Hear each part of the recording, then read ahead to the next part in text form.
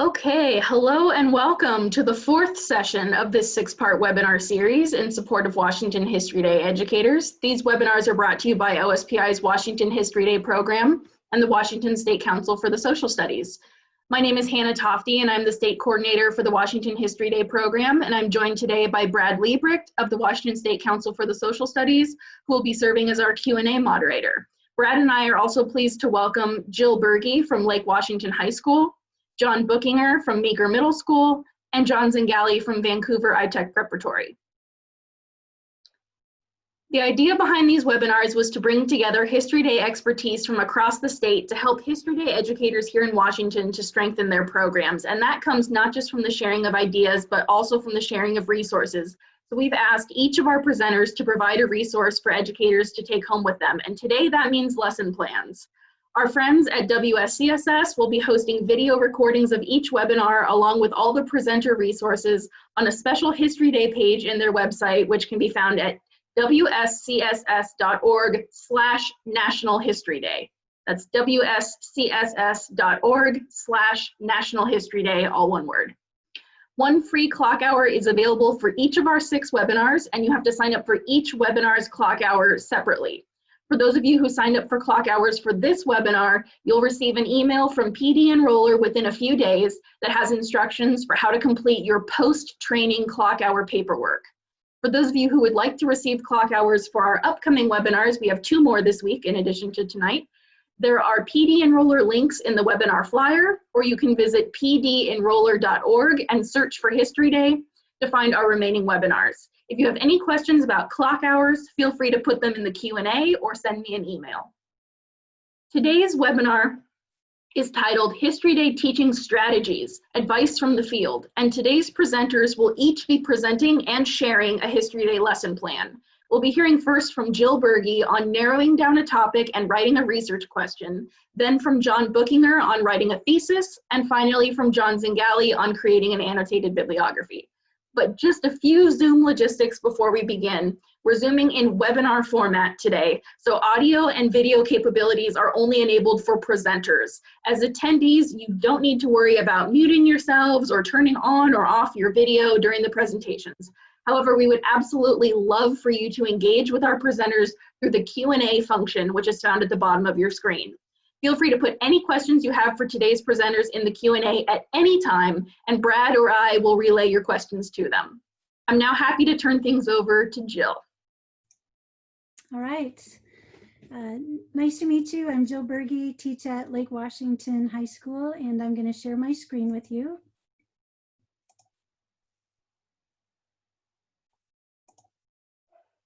Okay. I hope you're seeing it. I'm calling this particular— Yes, you're good, Jill. Great, thanks. I'm calling this lesson plan Sparking and Guiding Student Interest. And it's a part of engaging in any research project, but National History Day, that is so important to setting the stage and to beginning a project. But sometimes we get in a hurry to jump into actually doing the work of research. And I just want to encourage you to take the time at the beginning to help students as they think about topics, as they ask questions, to really guide them into that process. This is a project that they're going to spend some time with, so they want to choose something that they enjoy, that they develop a passion for, that they're interested in, and that will carry them through the work. So I'm going to focus on 2 approaches. First, asking questions, and second, narrowing a topic down. Now, both of those approaches share some common thinking skills behind it, right? Kids often, like, they've got their topic, they know what they want to do, but it's too broad. Maybe it's too narrow. They need help in getting that focus to a point that it will make a good research question. Students also struggle with even knowing how to do that, how to ask questions that help them to narrow things down. So those are the 2 approaches that I'm going to talk about in this 20-minute segment. I'm going to start first with asking questions, and I'm pulling these resources from the Right Question Institute. They have it really all laid out for teachers. You can go to writequestion.org, download this PowerPoint, or at least parts of this PowerPoint that I'm using, and get started tomorrow in this particular process. And what it does is it encourages students to ask questions, plus it helps them get better at asking questions. Now, if you work with little children, preschool age, you know that they can ask 1,000 questions a day. But if you work with teenagers, they seem to lose that. They get a little more concerned about asking questions. They don't know how they look to other people, to other students. They get hesitant. And so we as teachers have to really encourage them to push themselves through generating questions. And you'll find that this is an activity that you can do with any subject, anything that you're teaching. And if you start off the school year by working them through this process of learning to ask questions, you're going to find over the course of the school year that they are much stronger at it right from the very beginning. So here's the process. We call this the question formulation technique, and it's pretty simple. Students will produce the questions, they'll improve their questions, they'll strategize about how to use it, and they'll reflect on how that went. You will give them these 4 rules. Ask as many questions as you can. And usually you're doing this with a group. You're putting students in groups and they're going to ask as many questions as they can. They're not going to stop to answer, judge, or discuss. This is a brainstorming process. So that helps encourage them to get over that stiffness of, oh, am I asking the right question? They're going to write down every question exactly as stated. So if you think in terms of a remote environment, you might have a Padlet that all the kids are typing onto, or they might be working in a discussion online, and then you have one person who's the recorder for it. And then if someone throws out a statement, they're going to turn that statement into a question. So those are the 4 rules, and students will do that as they ask questions. So you'll guide them through. You're going to tell them they're going to ask questions, they're going to follow these 4 rules, and then they will number the questions as they write them. Now, you as a teacher provide them with a question focus, okay? A question focus. It can be a quotation, it can be a picture, something that they're going to be asking questions about. So I picked a few images here that I might choose from if I were trying to come up with a question focus. So I've got the Cyrus cylinder over here. It first granted some just basic human rights to people. Students might not even know that this represents written language. They'd be like, what on earth is this? They can tell it's old, but they might not know a lot about that. Here we've got a copy of the Rosetta Stone. So if you're into ancient history, here's another question focus students might ask about. A telegraph. Now we're, 150 years ago. If I were choosing, I might choose this last picture here just because I think this is a question focus that gives students a number of directions they could go. I mean, some of us, not our students, but some of the rest of us remember those ancient early models of a cell phone looking so gigantic, the giant clunky camcorder, and so on. This might be a question focus to get them thinking about communication as it relates to television, or communication as it relates through the medium of TV, etc. Okay? I wouldn't suggest giving them 4 questions. I'd pick one picture. And then you give that to the students, and then they start writing down questions. How much time you give them is up to you. I tend to give them about 10 minutes. If I can take the pulse of the room, I want them to get somewhere between maybe 15 to 20 questions as a group. So that's really what I'm looking for. And I'll remind them to number the questions as they go and to follow those 4 rules. Now, once they've generated enough questions, now I'm going to ask them to mark whether they are closed-ended or open-ended. And I might explain that to explain what that means to the students, or ask them to explain it for me. So I'll have them go through and mark C or O for closed or open. And then I'll ask them, what are the advantages of closed-ended questions? What are the disadvantages? And then what are the advantages and disadvantages of open-ended questions? And just to make sure that they understand the difference between the 2, I'm going to have them take one closed-ended question and change it, and then take one open-ended question and change it. This is strengthening their ability to not just ask questions and to ask good questions, but to think about what are the kinds of questions I need to be asking. From there, we're going to go to prioritizing questions. I'm going to have them choose the 3 questions that they think are most important. And then they can think about that question focus, okay? And then I'm going to ask them, why did you choose those 3 questions? And where are those priority questions in the sequence? What's interesting is a lot of times students will pick, oh, question 2, question 4, and then question 17. It's pretty common that one of their questions will come very late in that question generation process. And that's important for students to recognize, because that's what helps them understand to keep pushing in terms of asking questions. From there, we ask them to prioritize and to create an action plan based on that priority list. So if these are your top 3 questions, what do you need to know? And then what are the tasks that you're going to have to do in order to find what you need to know? And this is a perfect segue then into beginning some research. And you can have them fill this out in this kind of chart, strategize their action plan, and then share this information. And I will ask students, you know, what were the questions you changed from open or closed? What were your 3 priority questions? What was the order? Why did you choose them? What are your next steps? You can have a couple of students share this. And then we move on to the final step, which is the reflection. What did you learn? How did you learn it? And students will be surprised at how they came up with all these questions. It will really move them further in terms of thinking about their project. And they will get very comfortable using this process in the future. Anytime they kind of come up with a new topic or a new task, to be able to ask questions about it. Now, a couple of tips in terms of using this question formulation technique. Use it as a recursive strategy. In other words, over and over again.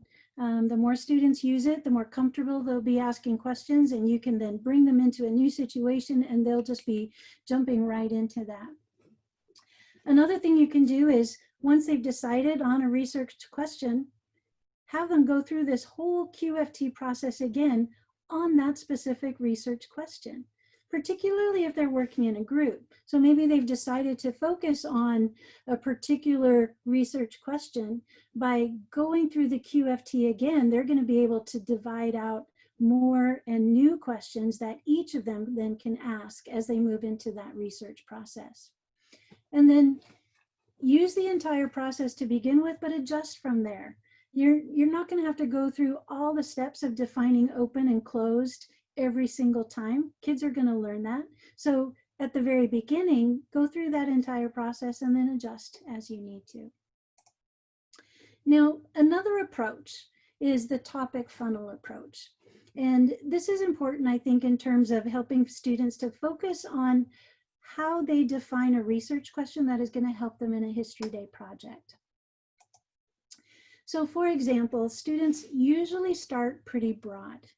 If our theme this year is communication in history, the key to understanding, a student might say, well, I'm really interested in women's rights. And you can ask them some questions. Again, it's better if we guide them through asking those questions, but in terms of helping students, say, all right, if that's your general interest, then what topic are you thinking? And they might say, oh, the right to vote. I want to look at that. And you can say, okay, that's a great topic, but it still is a little bit broad. How can we focus it? How can we get to a new understanding?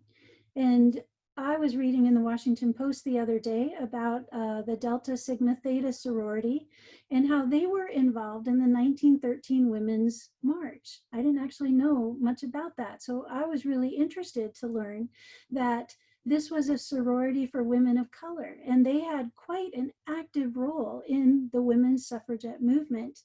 But it's not something that I ever learned when I was in school, had never heard of it before. And I thought, wow, here might be a topic that isn't very well known, that I could spend some time exploring, that I could learn, and is clearly going to relate to the theme of communication in history and the key to understanding, right? In this case, there might have been some missed moments there in terms of really understanding all the different roles that women were playing and some of the rights that they were looking for. So using this topic funnel process, and in the resources that we're providing, we've got a blank one for you. We've got these examples. You can download that and use that with your students. This is what will help them narrow things down. I've got one more example. In this case, I picked the general interest topic of the Olympics, okay? Now, you might not initially think of the Olympics as being related to communication, but in this case, really, a lot of the purpose around the Olympics is to foster understanding between different cultures, to encourage that. And so I picked that as a general topic. Bringing that down to a broad topic, I might help a student say, well, what part of the Olympics? Ancient Olympics, more modern Olympics? And then we end up focusing on the Cold War in the Olympics. Well, that still is pretty broad. And there's actually a number of different topics that students could choose from there. So I suggested the idea of actually looking at that idea of key to understanding and seeing, is there a place where communication broke down, where people really were not able to encourage the understanding that should come with it? And if you think back to the time when there were boycotts, the US boycotted, there was an Olympics where the Russians weren't there, and then the next time the United States chose not to participate, that kind of sums up some of this Cold War conflict. Maybe that is something that we could then turn into a History Day topic, and it becomes something that's more focused. It's a unique approach to the topic, the theme for the year, but it's still focused on the theme for the year. Again, narrowing things down for students can really help them. All right, so those were the two strategies that I wanted to present. Just a reminder about resources. The Right Question Institute can be found at rightquestion.org, and they have lots of resources for teachers. It's a free account. You do have to set up an account, but you can log in. You can access the PowerPoint that I used. You can access additional resources, videos, and so on. And then the documents that I've also provided have been are being uploaded to the wscss.org/National History Day site. So those are available for you as well. All right, are there any questions I can answer?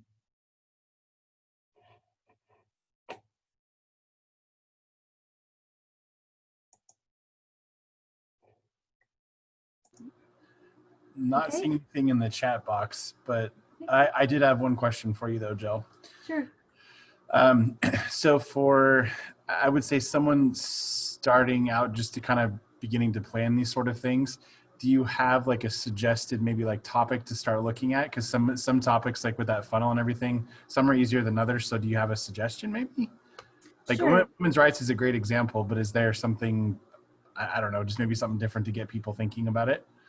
Well, and I think my approach would be to start with the topic that you know the majority of our students are going to want to discuss, and that might be the cell phone, right? The smartphone.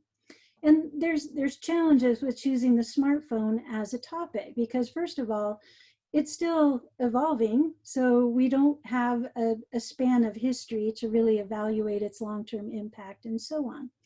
So I might start with something like that as a question focus, and then see if I can push the students to work backwards from that. Okay, so what is it about the smartphone that you are, most interested in? And a lot of times, particularly if we're dealing with students who haven't had, US history or a lot of background knowledge, sometimes we have to feed ideas to them. So I also find it helpful, I'm going to go look up the history of the cell phone, and see if I can define some points that are 50 years back, 100 years back, to suggest those as beginning components of research for students. So I don't know if that answers your question, but I think sometimes starting with something where the kids are all going to want to jump to can then help me guide them towards better topics that they might not be as familiar with. No, that's great. Thank you. That's perfect. Yeah.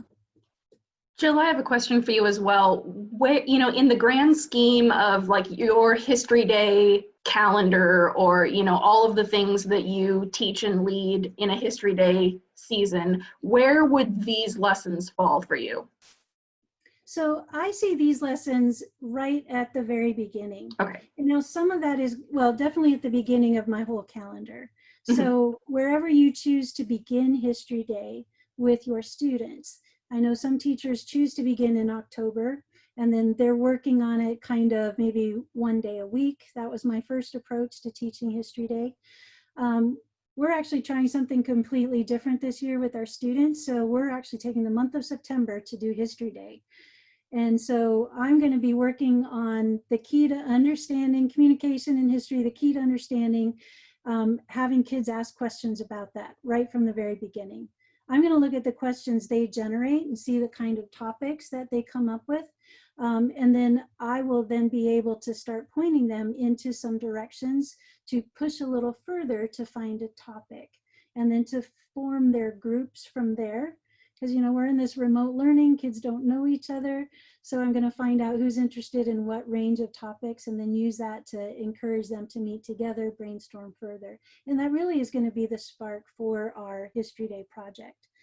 Then once they've managed to form groups from there, we'll jump into the research process. We'll be, you know, exploring different sources, talking about primary, secondary, and beginning that whole process.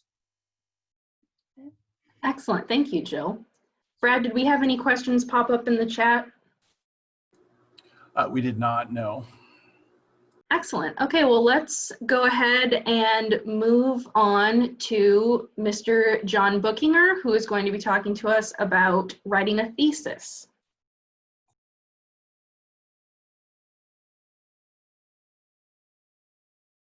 Okay, got myself unmuted. I'm getting myself started. All right.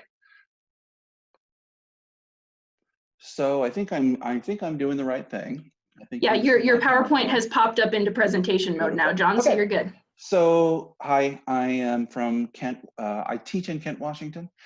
This is going to be my third year doing History Day in Washington State. Got a long history with History Day, and I'd love to tell you about it sometime when I have some more time. But today I was tasked with helping you to help your students write a thesis statement.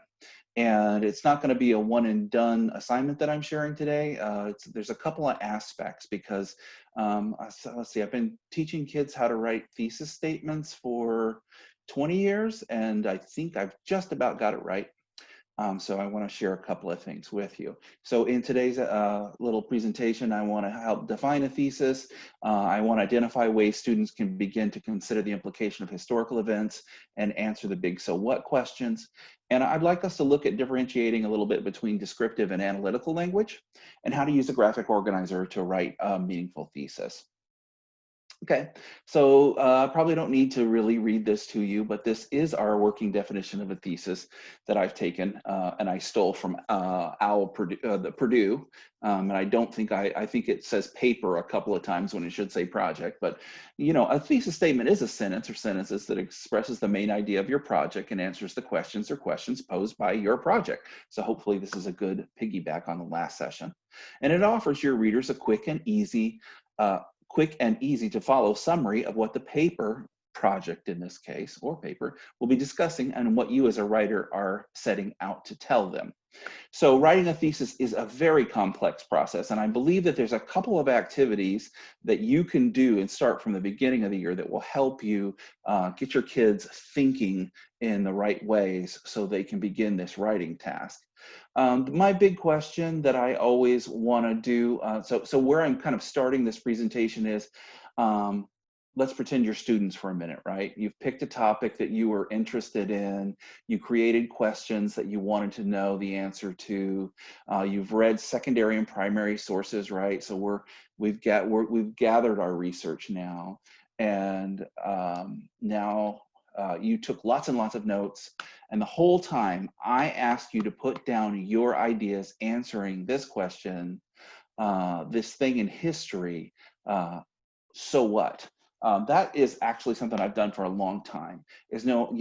Kids will create questions for me using a variety of ways a variety of strategies. A lot of times we just work with the 5 W's and an H as a start to kind of establish descriptive and factual based pieces around their historic topics. But I always like to have them a sidebar, and I really like them to do this on paper or, and just as they research, talk about what's the point of what they're researching. And let me go into a little bit more of that. You have to teach so what. And the reason is students don't think about history, especially like I work with 7th grade kiddos.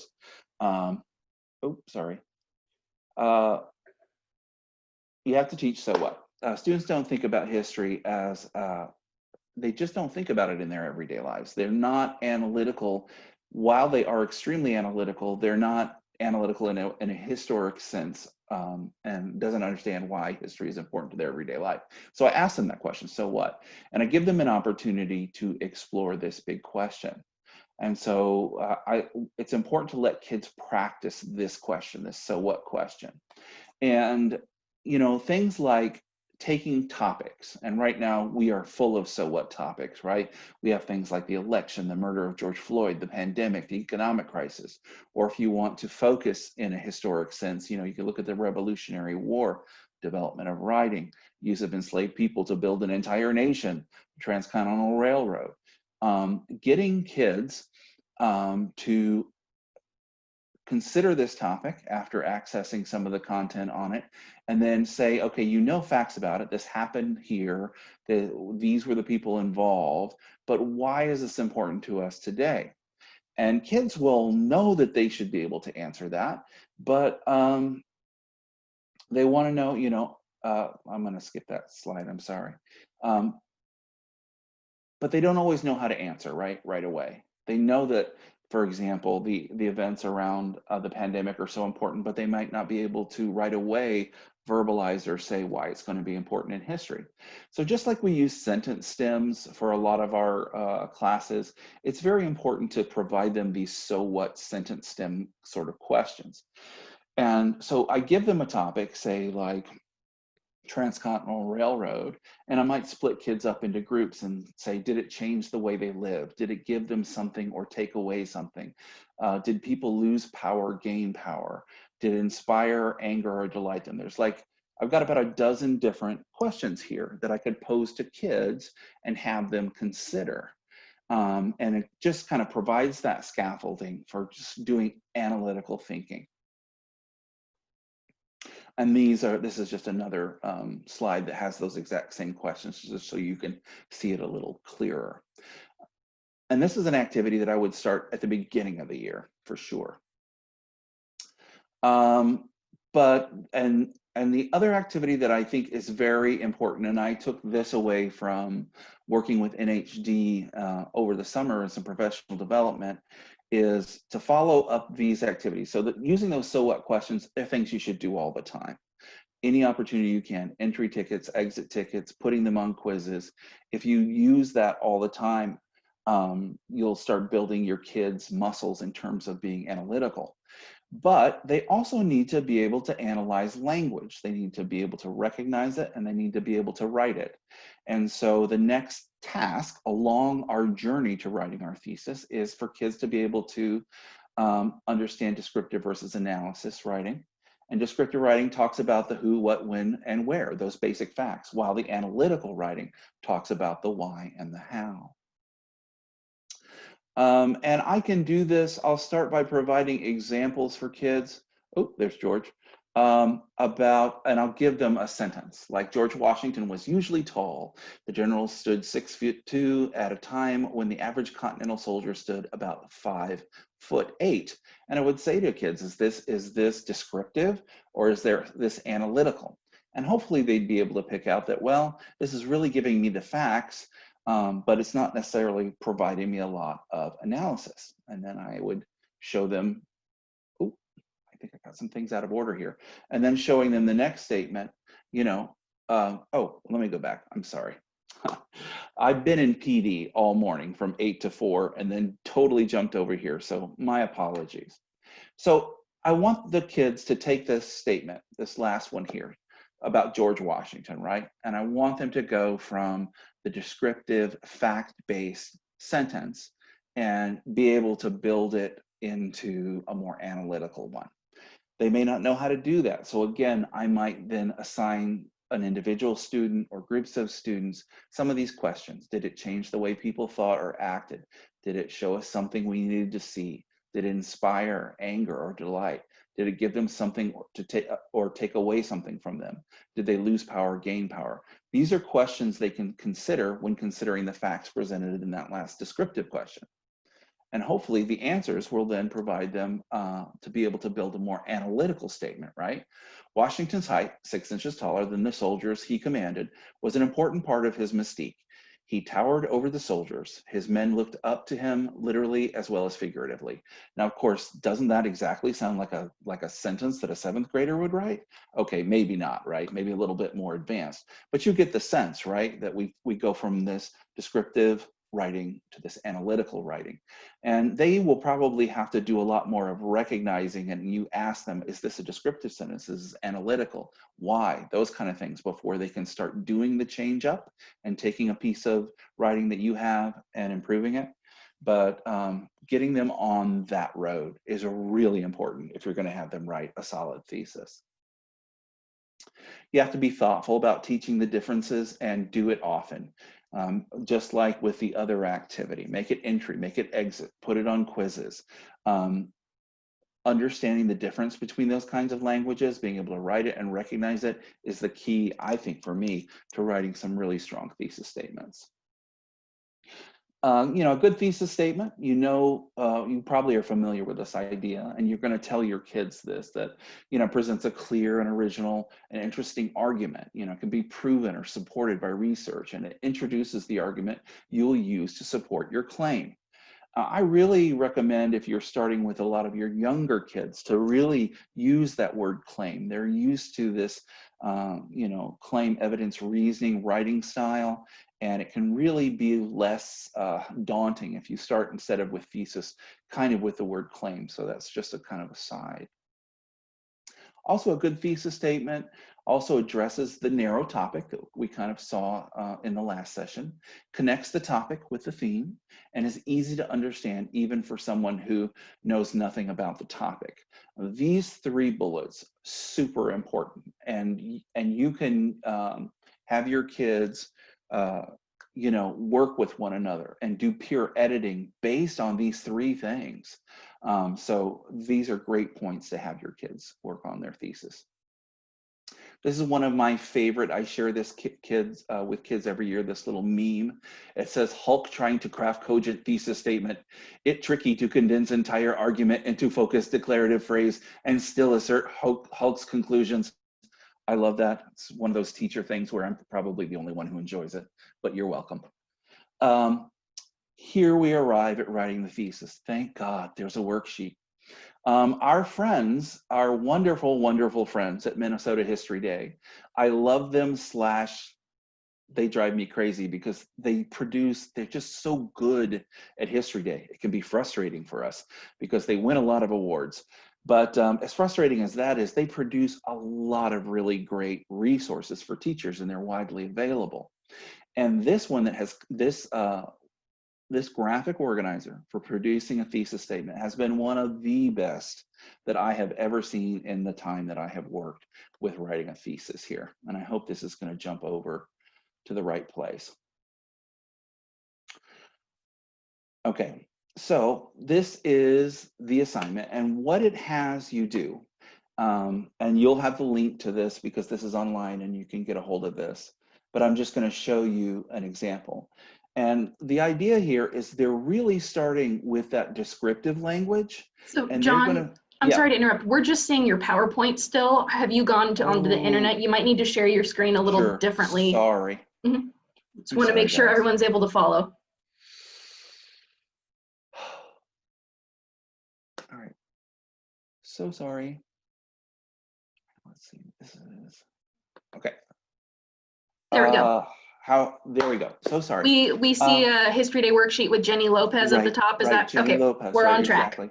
So what we're doing here is we're going to be taking that descriptive language that we've learned about, maybe spent the first couple of months, you know, getting our teeth into. And then we're, you know, it's basically our 5 W's and an H. And we're going to fill in this very basic graphic organizer. And you can take a look here. It says who was involved, who was affected. Rosa Parks, citizens of Montgomery, civil rights leaders, city officials. What happened? You know, gives us the basic boilerplate on Rosa and her civil action, right, of unrest. Where did it take place? Where did it happen? Why did it? And then we start to get into some of this analytical stuff. Why did it happen? What caused it? And then finally, this is our so what that we've been working on, right? That kids should, if you've been working with them, giving them those sentence stems, they should be able to start generating these ideas or know how to approach a topic to take it apart and analyze it. So why is it important? How did it change history? Think about your theme connection. Right here, it says the boycott eventually caused the city to overturn segregation laws. The boycott drew national attention and put King in the spotlight, giving him the ability to organize similar protests. So you can see that's an argumentative statement, right? Because one of the other things you want to make sure and explain to the kids, if you can't say, you know, I don't think I agree with you. I think I could argue that you know, that this boycott wasn't the thing that put King in the spotlight, and it didn't really let him organize in other places. You know, especially if you have middle school kids, they could argue any point, but this is definitely a point where you can argue it. You need to test it that way too. And so the way this marries everything and puts this all together in this handout is you take your 5 W's and an H and you distill it down into 2 sentences. And I really like this format for beginning thesis writers. And it lets them craft a succinct kind of 5 W's and an H sentence. And it says, Rosa Parks was arrested in Montgomery, Alabama, when she refused to give up her bus seat to white passengers in 1955. It's very clear, you know who it's about, you know what happened. Even if you had never heard about this before, if you were an adult living in the world, you could understand and follow it.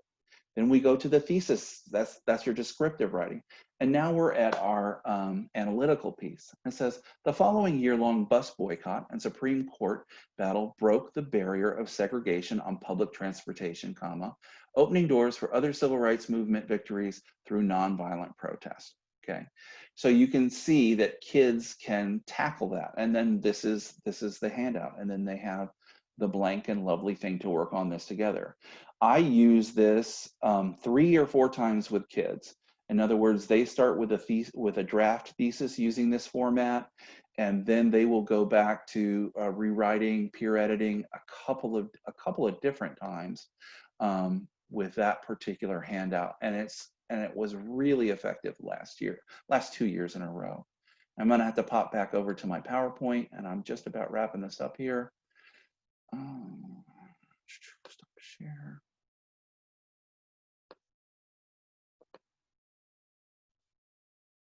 Okay.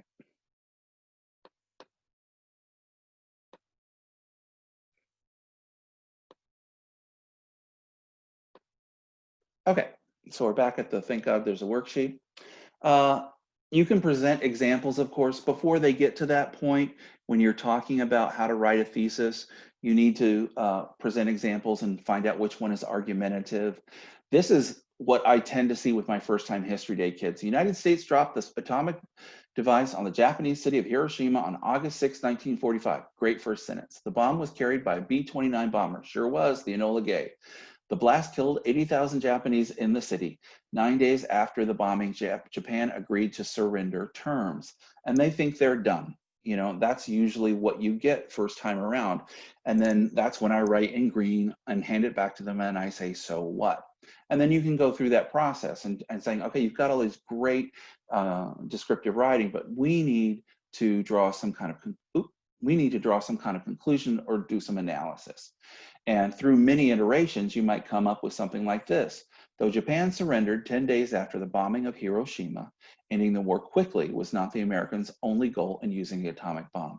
They also wanted to show Stalin that they had successfully built a weapon, to demonstrate its massive power. Or I'm actually not seeing that. Oh, what does it say? It's massive, whatever. Sorry. So you get the better second version, right? From our friends, but wait, there's more. There's another handout. There's a really nice handout that is kind of the companion piece. In fact, this really would come before the other one that I showed you from the Minnesota Historical Society. And it gives you 3 versions of the thesis statements. And it does go from a very basic kind of factual based one, just a little bit kind of bordering on analysis, up to a fully formed thesis statement. And in the first, and so that lets your kids walk through that. And I also, in this PowerPoint here, I have the link to that available, and that's online. So in very quick fashion, that's what I've taken you through today. I don't know what has happened. Okay, are you guys still with me? There you go. So thank you very much. I know I rushed that a lot. If you have any questions for me, my email is there. You can follow me on Twitter at How I Would Teach. And I wish you luck with writing thesis statements this year.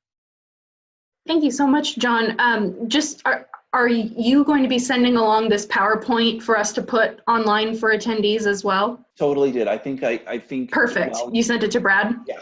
Yeah. Okay, great. So yeah, we had a question about that. And then also, while you were going over a lot of the stimulating questions, we had a question come in that said, do you feel that kids in 6th and 7th grade are ready for these kind of questions? Well, I mean, you have to make that call. So for example,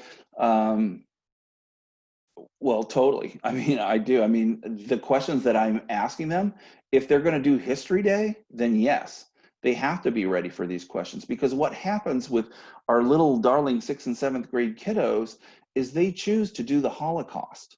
They choose to do the Triangle Shirtwaist Factory, where the women are jumping out of the building to save their lives. Consistently, they do the Kent State Massacre. So they're not going to, and some kids are going to write about an airplane or something a little more, not perhaps as heavy or as weighty. But I think that's the point of History Day. So yes, I think they're ready, and I have taken kids to state and to national competitions who have done that. Now, sure, there are kids out there who may not be ready for those kinds of topics, and you are the person who is the expert in the room, so you can guide those kinds of things. And then I just kind of had a question for you as well, John. The thesis being the main argument of the student's project, what type of evolution do you see as in the thesis statement as the students do more research and become more familiar with their topic? Could you kind of talk about how the thesis evolves alongside that? Well, because it's always a question of when to introduce the thesis. Sure. And I have done it in a variety of ways: earlier, later, in the middle. And I have to say that if anybody has kind of figured out the sweet spot, I'd love to hear it. But what I usually tend to do with my students is work with the descriptive kind of 5 W's and an H to begin with. And they kind of have this idea along the way. Like I said, they're gathering their own opinions on the so what. Why was the bombing of Hiroshima important to history? Why is it important today? And they're creating those lists and those ideas. And so the draft thesis probably is that assignment. I start looking at thesis statements probably after they've done mainly all of their secondary research. And I go ahead and let them have a crack at it, because by the time they've really done primarily most of just their background information, they should have some kind of idea. And I just get spaghetti up on a wall. And then as we go into the deeper, into primary sources, I work with them to pull that together. And there's a whole other kind of activities associated with that. But that's where the thesis really starts to build. And I really have them focus, once they've got those primaries in their hand, on crafting the thesis. In other words, crafting the argumentative point. Because we start looking for, let's say if I've got documents and lithographs and short films or whatever it might be, I start pulling together the analysis piece and maybe kind of connecting the dots, if you will, with these primary sources in order for them to start that analysis. And of course, all of this sounds so heady and complex for 12 and 13-year-old, 14-year-old kids, but I find that they can do it, and it's not always easy. And then, you know, we're looking at, you know, still finishing that thesis and really refining it right up to before we might go into a regional competition. That makes a lot of sense. Thank you so much for sharing the insight, your insight on that. And, you know, we all know that History Day is a never-ending, always, you know, never-ending process, always being tweaked and refined and perfected. And thank you again, John, for presenting today. No worries, thank you. And if you want to exit out, yeah, sharing your screen, we will conclude with John Zingale.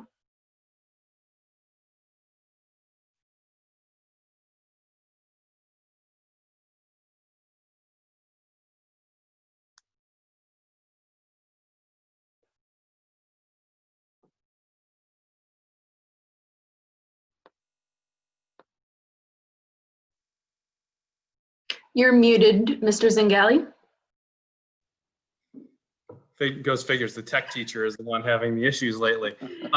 We've got you now. Yeah, John Zingale here. I teach middle school social studies at a 6 through 12 school here in Vancouver. So I teach all of the kiddos in the middle school, 6th, 7th, and 8th grade. And to echo some of John's points just real quick, I don't teach History Day per se with the 6th graders, but we start building in some of those skills so that they're ready when they get to 7th and 8th grade, because I do a school-wide project with every single 7th and 8th grader. And yes, they can do it. Does it look the same for every student? Absolutely not, but it shouldn't. You know, but it encourages them to do the work, and they're becoming, you know, amateur historians in the process. So today, I'm going to teach you guys, or talk to you about writing annotated bibliographies. And this is one of the ones that I get when I mention that I do History Day with like my middle schoolers, and I say, yep, and they all write annotated bibliographies. I get so many looks saying, there's no way 7th and 8th graders do that. But I've been to state, I've seen 6th graders do it. You know, I didn't have to personally do it until I got to college. And so to me, this is an extremely valuable skill. One of my most favorite things is at our school, our high schoolers start taking college courses as soon as freshman year. And I love getting emails from them saying, hey, I asked my high school teacher if they wanted an annotated bibliography. And a couple of the teachers were like, how do you know how to do that? And so for me, that feels great because they're applying that to other classes later on in life. And so it feels great. So I'm going to share my screen here and kind of walk you through a presentation that I made in collaboration with my librarian a couple of years ago and have tweaked over the years. So this is the exact lesson that I do in class with the students.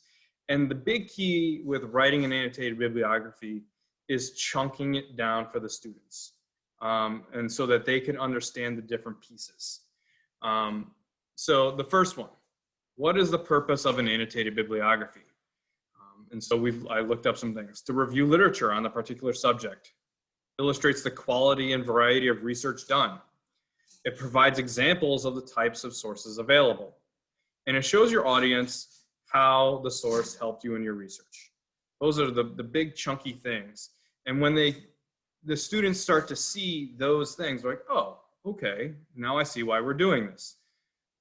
Because annotated bibliography can be a 4-letter word within the classroom, but they at least start to understand why we're doing it.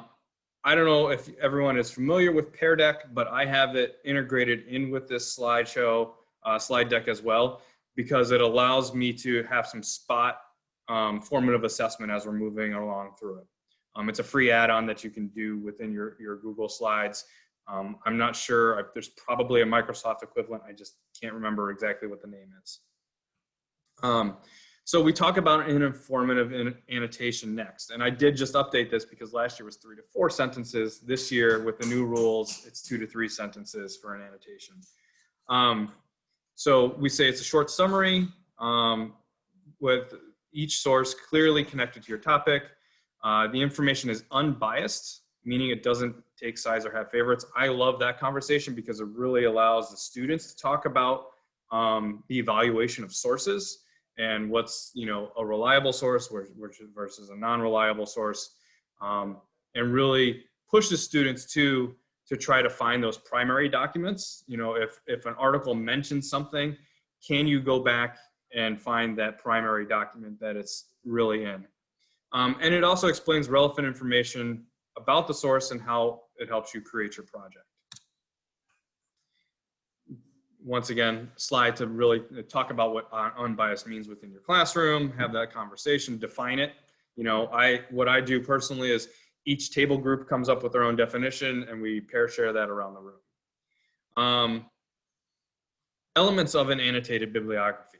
One, it identifies the type of source it is. Is it a song, a poem, a book, a website, journal article, et cetera, et cetera.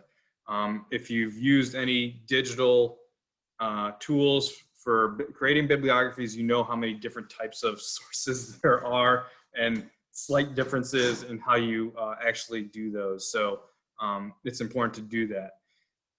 I also incorporate this into our research as well. They need to identify it earlier on in the research and identify whether it's a primary or secondary, because as you'll see coming forward, that matters too. So what source does this, what does this source tell/give you? How was it used? And how does it help you understand your topic? Then there's some nuts and bolts. I took some of this stuff directly from the National History Day site, but also OWL at Purdue is like the strongest. They write the MLA handbook, so when in doubt, go there for your information. But it needs to say annotated bibliography and not works cited, and not just bibliography. It needs to be centered at the top of the page, separated into primary and secondary. Make sure you're titling and alphabetized. This is an interesting one that a lot of people sometimes miss on the National History. They actually want each entry is single spaced and then one space between each entry. So if you're having the kids write papers and stuff and they're so used to double spacing, it's not something that'll get them disqualified, but technically if you looked at the annotated bibliography page, if you can still see this, suggested. So it's something that I ask from my students just to make sure that they're paying attention as we go through all of this. All sources are tabbed in a ½ inch from the first line, the hanging indent, and History Day asks for web addresses to not be hyperlinked. That's sometimes tricky because the kids want to hyperlink them. I actually, when I'm doing my original ones, I actually have the kids hyperlink them because it makes it easier for me to go and check the sources. But once we get to actual competition, they have to go through and unhyperlink those. Once again, if you're looking for extra information on the elements of an annotated bibliography, the National History Day piece has some great information, that walks you through all of this, do some good colored identifications and all that stuff. So next, we get into the nitty gritty. What is an example of a source? And so you'll see here, one of the most powerful speeches I think have been given is Frederick Douglass's to what to the slave is the 4th of July. What I've done here is actually access it on Newsela. And if you're not familiar with Newsela, I absolutely love it because it allows my students that read at different levels access to the same material. I know some historians might look down on this, but I'm really looking for all of my students to understand the speech itself. You can always go to the Max Lexile and let them read through that way. But Newsela also keeps adding in more and more primary sources all the time, so it's really great. But we can come to a 7th grade Lexile here. They can read through it. And what I have them do then is cite that information. So here's the citation. It says, this website, book, document, blah, blah, blah. I've created sentence frames for them, is a blank type of source. This blank, insert the main idea of the source. And then next time it explains how it helps you understand your topic and your project. So you'll see I've color coded that because what I do next is I make a real example of it. So we've got our citation here. This speech by Frederick Douglass is a primary source. The speech shows that while the 4th of July is celebrated by many Americans, it has different meaning to Douglass because of slavery and how Black Americans have been treated throughout our country's history. This speech helped me understand the breadth of topics that Douglass spoke on and how he used public speaking as a tool to inform all Americans about slavery in his quest to abolish it from our society, right? So they can go back and see those color codes on the next slide. So once again, I do another little check about what we covered, and that's our lesson. What I do next then is, if I can get to my thing here, we use Canvas, so many other people might use Google Classroom, whatever. I build an in-class assignment in. And so every year I take the theme of National History Day, and I've got 6 table teams in my room. Each one's a different color. And I find articles, specifically, I try to find them on Newsela, that allow students to read about some of the different topics that the other students are already studying. So this was from 2 years ago with Triumph and Tragedy. So we looked at kids looking at The Jungle by Upton Sinclair, Loving versus Virginia, The Green Book, The Rise of Organized Labor, famous speeches, the Ronald Reagan Challenger disaster, and the Triangle Shirtwaist Factory. And so what the kids then have to do is they read through the source, or in case, watch it. I want them to see that there's different types of sources as well. And that then they have to create an annotated bibliography in a document for me that they turn in that day. That allows me, hey, are they getting this? So that we can have that conversation moving forward before they start to do, as some of you may know, an annotated, their process paper could be 20 pages long if they're doing a ton of research. And we don't want them to not understand what this is all about. So this allows me a quick check-in. Hey, are they understanding this? And if they do well, then it's like, okay, this is the process that you keep moving forward with all of your sources. I will make one other little plug. I know last week we talked about Noodle Tools, which is a great piece to cite your sources and everything. We don't have a paid version of that. I know there are some free ones or free versions of that, but the other tool I really love is called MyBib. And even with Newsela articles, it will cite it properly. By clicking it here, you can choose your MLA citation. You can copy this directly, you can edit it. But what I love more than anything is this Save to Project button. And within MyBib, it will sync with your Google account. So as you can see on the left-hand side, like I've got tons of projects that I can just add things to. If I needed to click and drag this to different projects, it allows me to do that. But then when I go in here, I can click on it. I would say, oh, my webpage article. I can add in Newsela as an editor as well, since Newsela may have edited that. You can change the date, you can change the date published, all this. And the great thing is if you scroll down here, you can add in your annotation and it saves it live for you. So if you hit update, there it is. And the best part is, and I'll probably go back to this one, but where I actually have some things, you can then share it with your teacher. And if you go download, you can do all these different things, but exporting out to Google Drive is great because it formats it almost perfectly. The only thing it doesn't do is the single spacing between the citations, but it's a great tool to use with the students. So I kind of show them, hey, you can work directly in here. And what's great is it saves your progress in here too. And so like I've got some spelling errors in here. I can come back in and edit that. And then I hit update and it syncs it. And so what's great is I've had students start using this in 7th grade and carry it all the way through high school.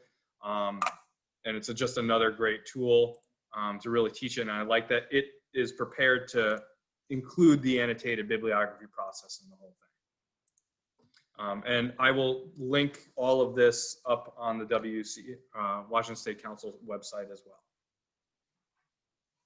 And that's annotated bibliographies in a nutshell.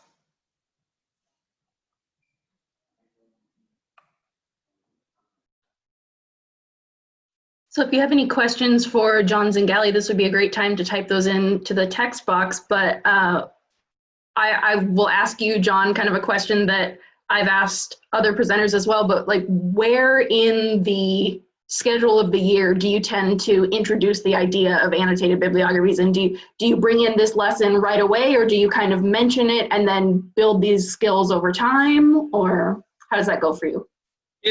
So part of this that I'm not including is the research process. So Sure. The kids have done a lot of research, and what I've done, and maybe I should include that too, is on my note card template, I have, they have to identify whether it's a primary or secondary source. They have to identify what the main idea is. I ask them, like, how does this help you with your thing? So they kind of yell at me or look at me like, why are we answering all these questions on our note cards? But then they see, then I introduce this, and we're like, oh, now I get it.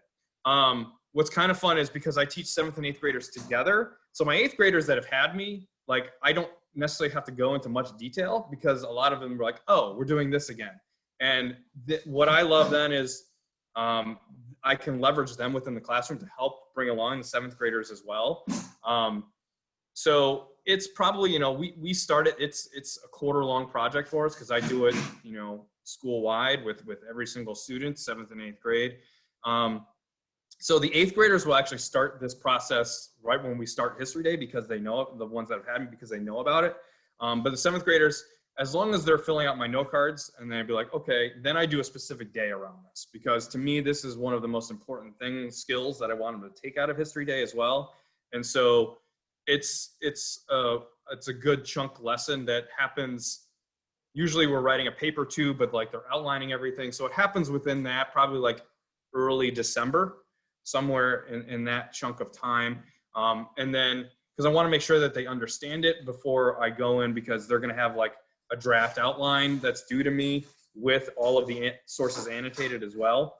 And I make them do that earlier in the project because I don't want them on like the last day of creating their process paper to have to rush through and write all of these. So sure. I score them like probably over winter breakish time. And that way, like if kids are still adding in sources, they know the process, but they've already gotten several rounds of feedback from me about what the process is. That makes a lot of sense. So, mentioning it early on, making sure that they're recording what they need to record during their research process, but then saving the actual lesson on creating the bibliography for slightly later and giving yourself plenty of time to review, make sure that they're on track with the process and the formula. And it's always visible within my Canvas. So any like they can, if they wanted to go ahead, but I also bring in my librarian for this. I don't need this lesson. Or I bring in when I can, we'll see how things go this year, but like our librarian from the regional library. Because once again, it's those that know me, I like to leverage the experts as much as possible. And it's one thing for me to be talking about this, but when someone else comes in, it kind of gives it more credence sometimes. And it's just a different voice to have within the classroom, which is not necessarily a bad thing to have. John's nodding his head, right? It's, whenever we can leverage those experts in our communities, to me, it's a good thing. Absolutely. Well, thank you so much for sharing this lesson. And we didn't have any further questions pop up in the chat, so I think we'll go ahead and wrap up. And John will be sharing his resources. Both Johns will be sharing their resources, as well as Jill Berge. My sincere thanks to Jill, John, and John for sharing their expertise and their resources today. Again, I'm happy to let you know that those resources are actively being added to the Washington State Council for the Social Studies History Day page, which again can be found at wscss.org/National History Day. And we hope that you'll join us at 4:00 p.m. tomorrow for session 5, which is Historical Research in Washington State, Accessing Our State's History. And we'll have representatives from the Washington State Archives, the University of Washington Library and Special Collections, the Washington State Historical Society, and the Department of Archaeology and Historic Preservation, who will each be ready to introduce you to their organizations and share with you how your students can access their research resources online. We hope that you'll join us tomorrow for that as well, and there's still time to sign up for clock hours for that too. Thank you, everyone. Thank you.